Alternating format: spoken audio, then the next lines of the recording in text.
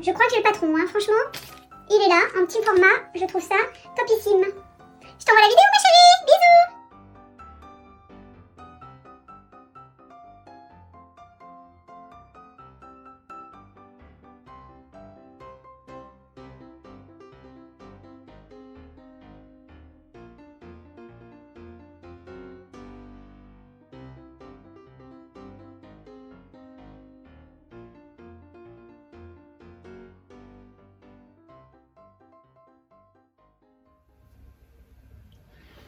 Alors là, je vais vous montrer comment je vais agrandir un patron que j'ai fait. Et après, à la réflexion, je me suis dit que j'avais oublié en fait de compter les ourlets, les marges de couture. Donc je vais faire un autre patron. Donc je vais me servir de ça. Je vais mettre sur le côté. Et là j'ai du papier, donc du papier patron. C'est comme, enfin c'est du papier craft en fait. C'est pas du papier patron parce que papier patron c'est celui qui est en dessous. Mais moi je trouve que c'est trop fin. Donc pour pas qu'il roule, moi ce que je fais c'est que je le repasse. Parce que sinon c'est un peu l'enfer.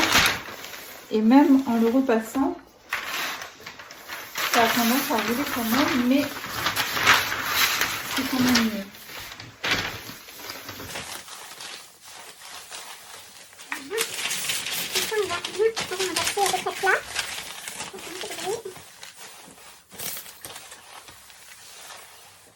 Avec le papier craft de couleur craft, vous faites la même chose hein, si vous avez besoin de...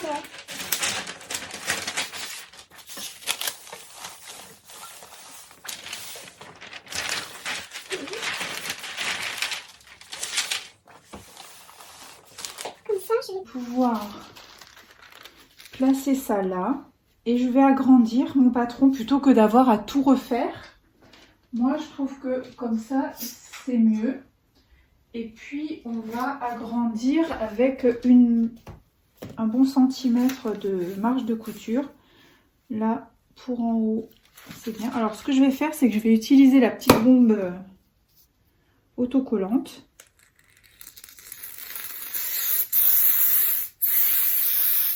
Voilà, c'est juste pour en coller.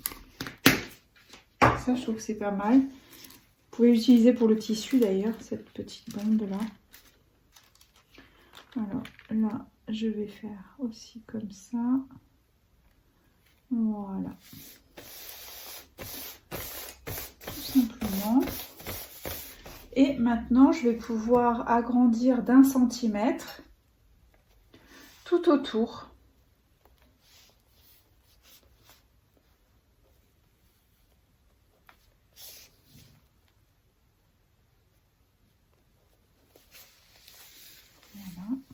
Là, je suis ici.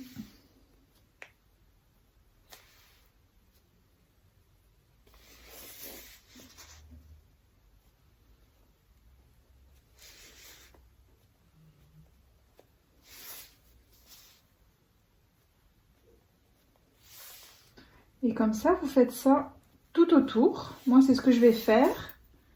Et je vais pouvoir recouper à la taille qui me paraît mieux.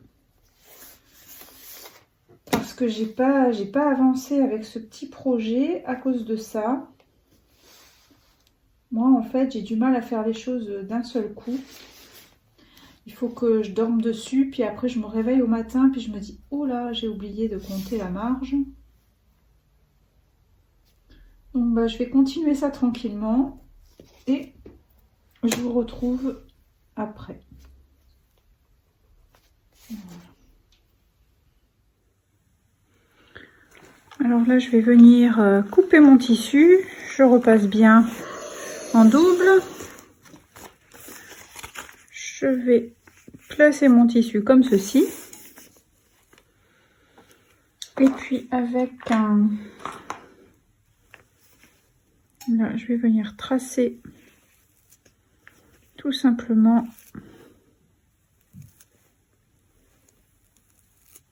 Vous pouvez garder, c'est vos vieux savons, vous les faites bien sécher et ça vous permet en fait de venir marquer. Voilà, et ça s'en va très très bien.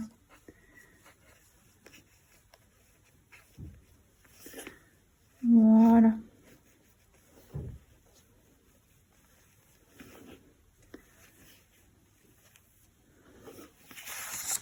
Voyez, donc je vais faire comme ça avec le tissu de doublure, le tissu de dessus. Donc je vais couper 4 morceaux. Voilà.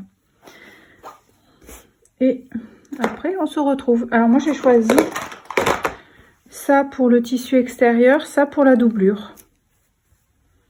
C'est parti. Voilà, donc j'ai fait ma découpe, hein. J'ai 2 tissus pour la doublure et deux tissus pour l'extérieur. Donc maintenant je vais venir piquer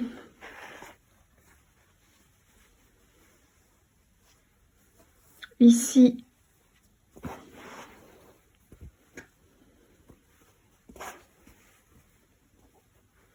voilà, faut pas se tromper là, hein, quand on a un imprimé, donc c'est bien endroit contre endroit et on va venir piquer à 1 cm.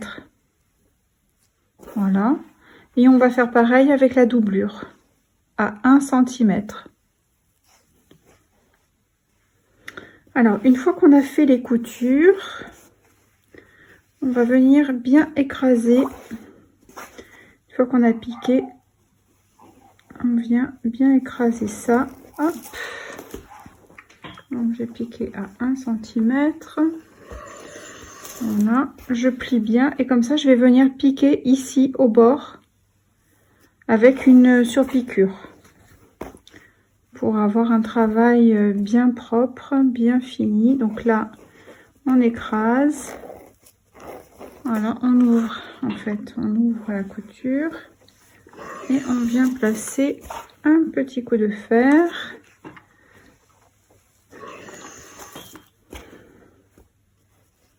Voilà, voilà, bien que ce soit ici. Voilà. Et je vais venir faire 2 petites surpiqûres ici au bord de la couture. Voilà, donc là les surpiqûres sont faites. Voilà. Maintenant on va venir mettre endroit contre endroit. On veille à ce que la piqûre là, que la couture du milieu soit bien contre. Ici contre. Voilà. Donc là vous mettez des épingles hein, tout autour et on va venir piquer à 1 cm à l'arrondi comme ça. 1 cm.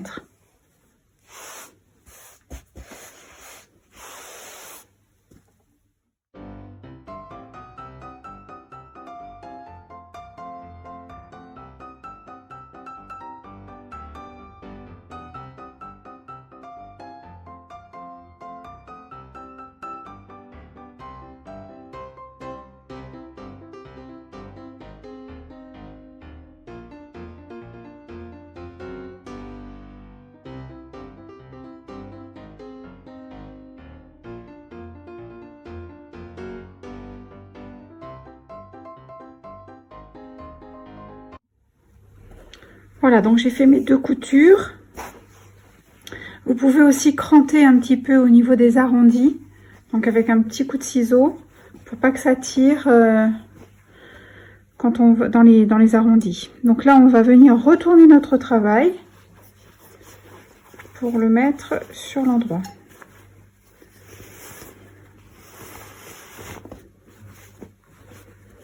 Et comme ça, on va pouvoir passer un coup de fer pour bien aplatir nos coutures.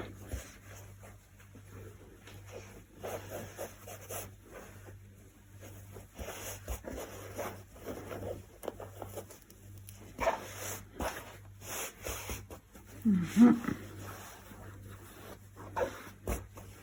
on va faire pareil de l'autre côté. Voilà, donc j'ai bien aplati mes coutures. J'ai passé un coup de fer, comme ça. C'est impeccable. Donc maintenant, on ouvre en fait bien à plat avec la anse au milieu. Alors là, c'est pas facile parce que c'est un petit sac. Mais vous voyez, on va mettre les deux doublures de ce côté, les deux ici, pour en fait venir attraper cette couture et venir la placer ici pour venir coudre ça. Voilà. Ces côtés-là. Donc là, on va placer des épingles. Voilà.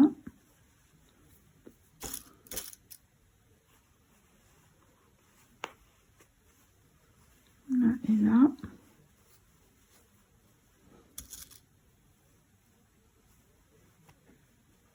Voilà.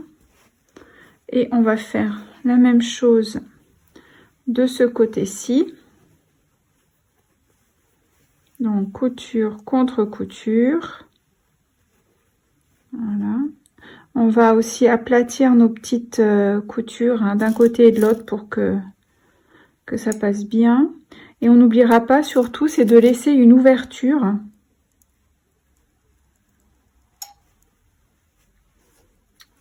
Il faudra laisser une petite ouverture. Alors vous pouvez la laisser sur le côté ou bien au fond. Moi je vais la laisser sur le côté. Comme ça pour retourner le sac, ça sera mieux. Ce sera pas mal. Donc, je vais laisser une petite ouverture, vous voyez. Donc je vais placer les épingles.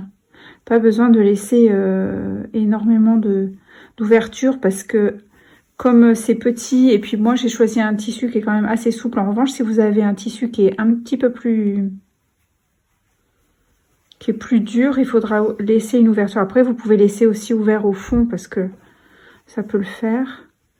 Et on va venir après faire les piqûres. Donc on va piquer à 1 cm des bords. En laissant les angles ouverts. Voilà. Là, on piquera le fond.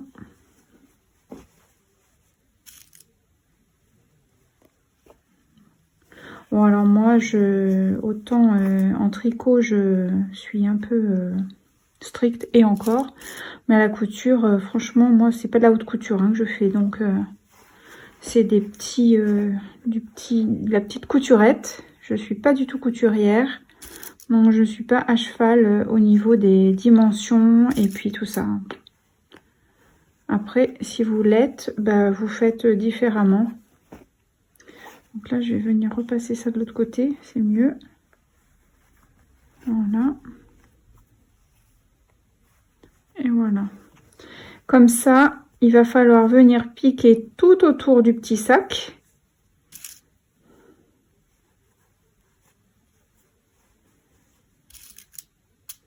En veillant à pas prendre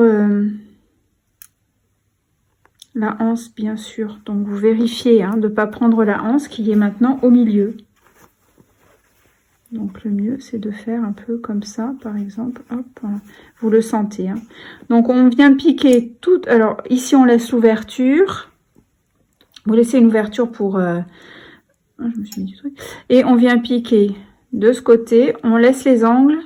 Le fond, on pique. Le côté, tout le côté, je pique et je pique ici. Voilà. Et je laisse mes 4 angles qu'on va travailler par la suite. Voilà. Alors, j'ai piqué tout autour. J'ai bien pris soin de laisser mon ouverture sur le côté. Et avant de retourner le sac, on va faire les angles. Donc là, on est là. On écarte. Un petit peu comme ça. On vient plaquer comme ceci. On épingle et piqûre à 1 cm. On fait pareil pour les 4 angles. Si vous voulez pas que votre doublure bouge, vous pouvez aussi la piquer avec un autre angle, mais bon, Ça, c'est un petit sac. C'est pas très, très important, je pense. Voilà, on viendra piquer à 1 cm. Et sinon, voilà, on ouvre les 4 coins. Veillez à bien mettre couture contre couture.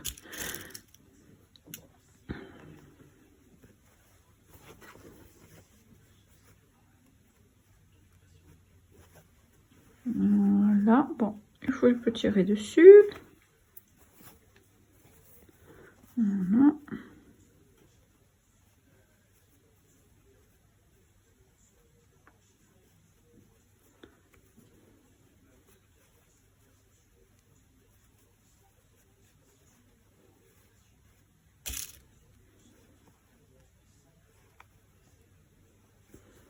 À 1 cm. Donc, on peut aussi attraper 2 comme ça pour éviter que ça bouge. Moi, je le fais pas, mais bon, vous pouvez le faire. Voilà, donc j'ai fait les coutures de tout à l'heure. J'ai retourné le petit sac donc par l'ouverture. Et bien sûr, comme ça fait longtemps que j'ai pas fait de couture, je me suis trompée. Donc vous le ferez pas. C'est-à-dire que l'ouverture, il faut la laisser sur la doublure en fait. Hein, voilà. Mais en fait là, donc moi je vais faire des petits points invisibles pour venir fermer le petit sac ici. Donc là, il y a un peu un fond. Donc vous voyez, je peux déjà le placer sur mon bras. Voilà. Et on peut aussi, si on veut, faire une petite surpiqûre tout autour de l'anse, là, comme ça. Alors moi, je vais le faire aussi, bien que ce soit pas mon fort, parce que pour piquer très près comme ça, mais bon, c'est pas grave, je vais le faire quand même. Voilà, j'ai donc fait la surpiqûre tout autour de la anse. Là aussi.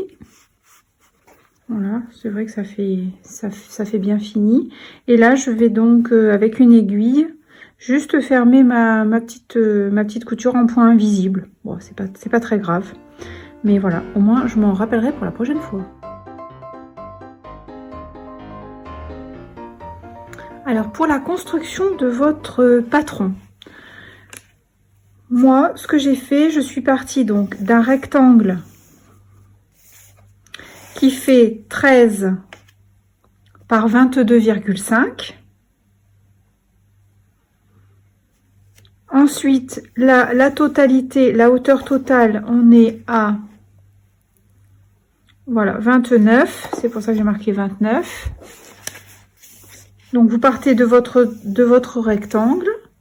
Ensuite, vous défaites les angles de 3 cm par 3. Au milieu, vous tirez donc une ligne du milieu, bien perpendiculaire, à 29 cm de hauteur. Vous tracez une ligne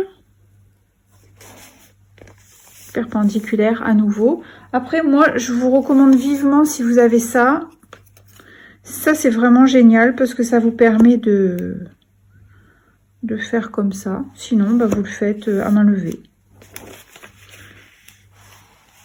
Voilà, donc c'est pas très compliqué, hein. Vous partez du rectangle, vous tirez une perpendiculaire à 29 de hauteur, voilà, 12 cm de large, et vous venez tirer vos petites anses là sur les côtés. Après, bah, vous le pliez en deux pour bien que ce soit pareil des deux côtés, et pour aussi couper vos tissus, c'est quand même plus pratique. Donc voilà, et ben écoutez, j'espère que cette petite vidéo vous aura plu. Voilà ce que ça donne au final. Je vais faire d'autres photos. Ça permet de ranger une petite bobine, comme ceci, avec les petites aiguilles double pointe par exemple. Et donc pour faire, pour vraiment, c'est le petit sac pour faire les chaussettes.